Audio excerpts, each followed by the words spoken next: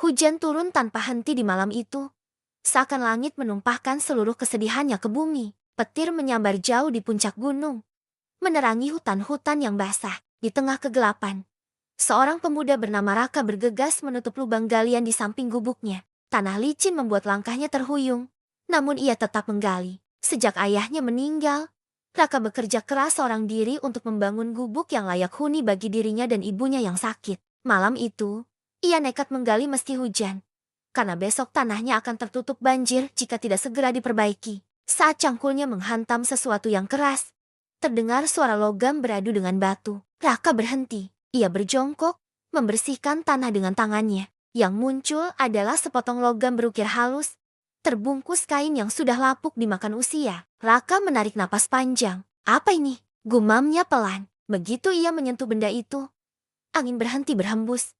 Hujan terasa meredah, dan malam menjadi hening. Dari dalam benda itu, terdengar suara lirih, hampir seperti desahan angin, namun jelas terasa di telinganya.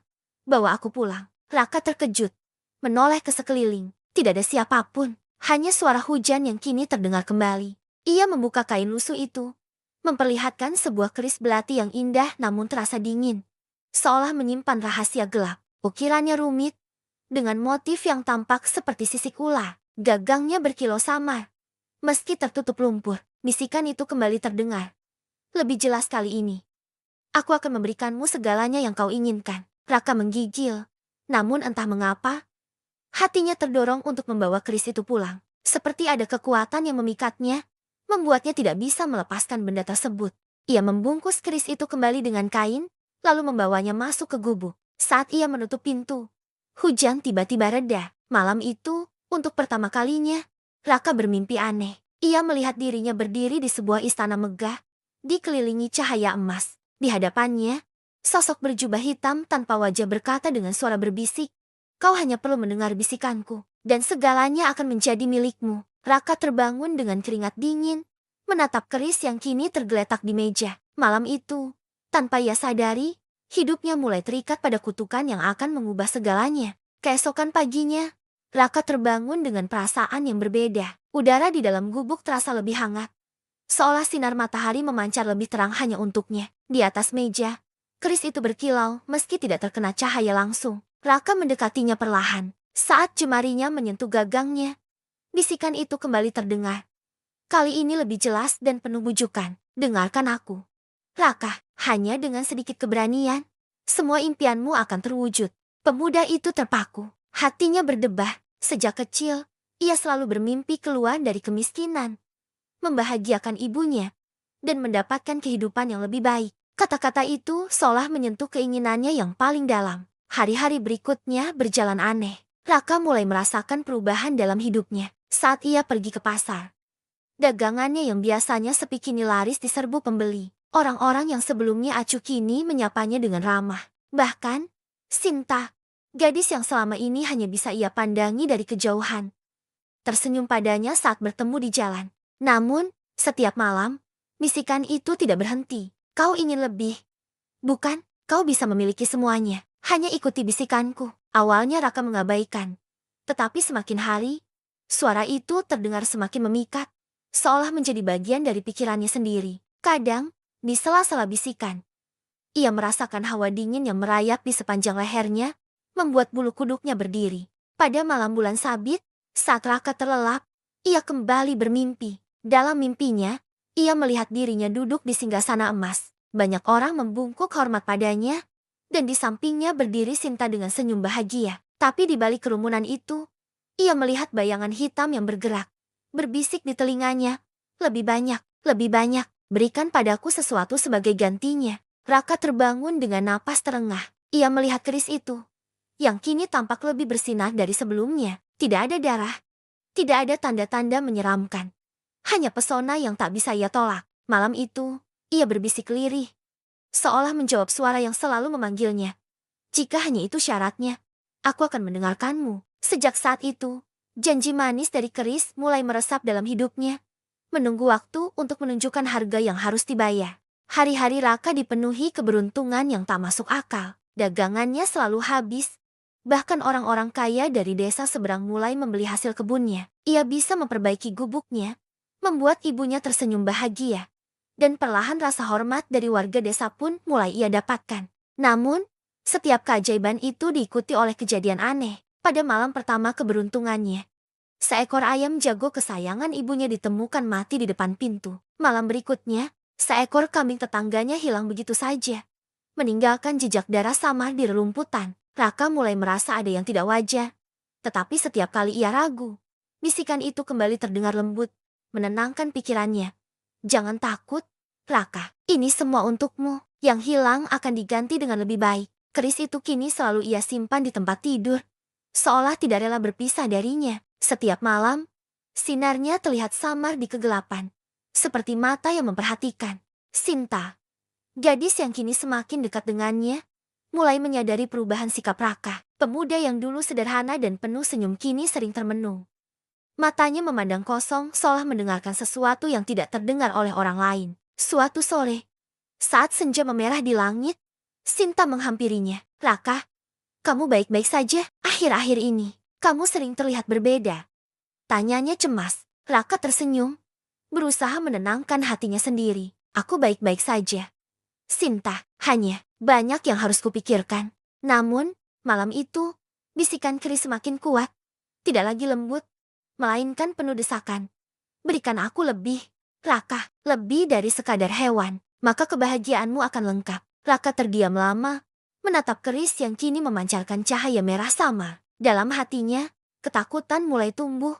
Namun bersamaan dengan itu, keinginan untuk memiliki lebih juga semakin menguasainya. Di luar, angin berhembus kencang, membawa kabut yang merayap masuk melalui celah-celah dinding gubuk. Raka menggenggam keris itu erat-erat, sementara bisikan terus menggema di kepalanya, membuat malam itu terasa begitu panjang. Di balik keajaiban yang ia nikmati, bayangan gelap mulai menyelimuti hidupnya. Sejak malam penuh kabut itu, Raka sering merasa ada sesuatu yang mengikuti setiap langkahnya. Saat ia berjalan pulang dari pasar, ia melihat bayangan hitam bergerak di antara pepohonan.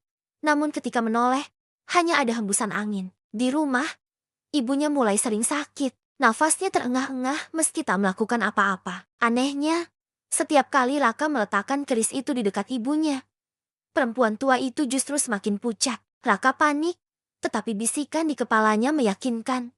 Tidak apa-apa, semua ini hanya sementara. Kau akan mendapatkan segalanya, Raka, asal kau tetap bersamaku. Sementara itu, Sinta yang merasa khawatir terus memperhatikan Raka. Gadis itu mulai melihat bayangan-bayangan hitam di sekitar pemuda itu.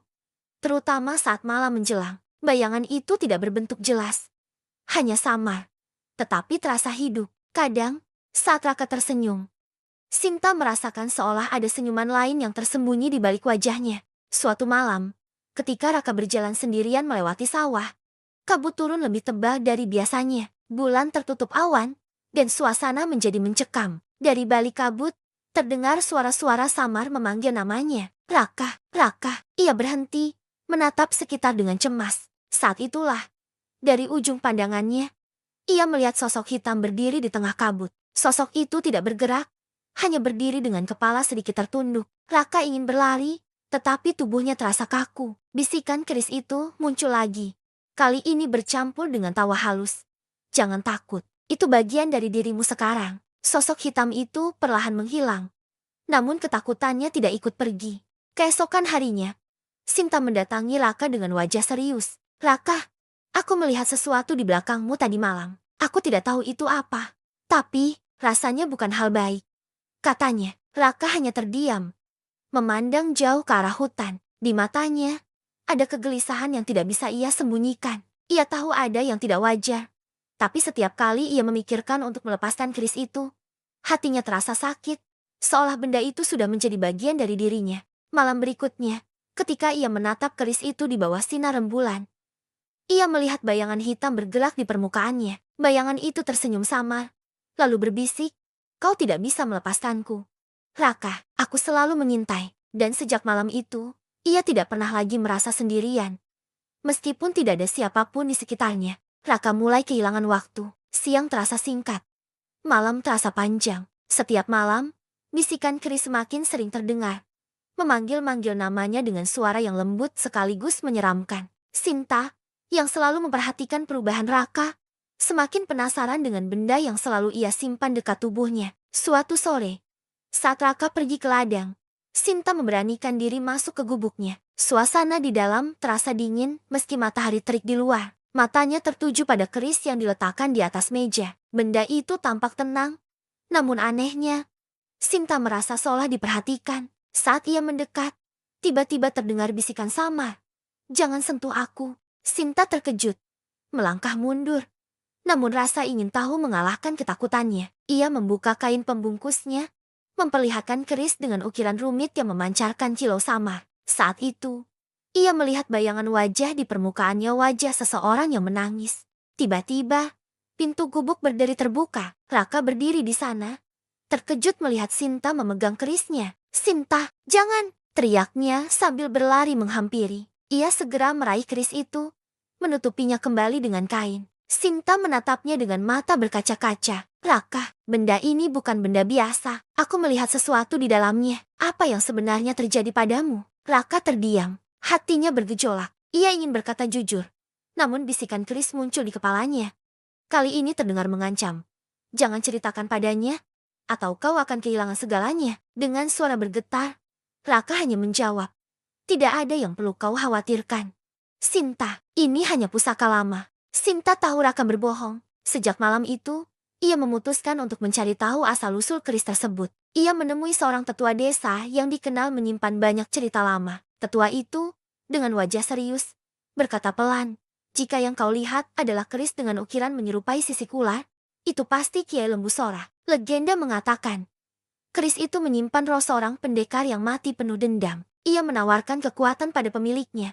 Tapi sebagai gantinya, roh itu akan mengambil hidup orang-orang terdekatnya, hingga akhirnya pemiliknya sendiri. Sinta terdiam, merasakan ketakutan merayap di dadanya. Ia sadar, Raka sedang berada di ambang bahaya. Malam itu, saat Raka kembali bermimpi, ia melihat Sinta berdiri di tengah kegelapan, menangis. Dari balik kabut, bayangan hitam mendekat, sambil berbisik di telinganya, "Dia tahu rahasiamu. Jika ia menghalangi, aku akan mengambilnya lebih dulu." Raka terbangun dengan napas memburu, memeluk keris itu erat-erat. Untuk pertama kalinya, ia merasakan ketakutan yang jauh lebih besar daripada sebelumnya.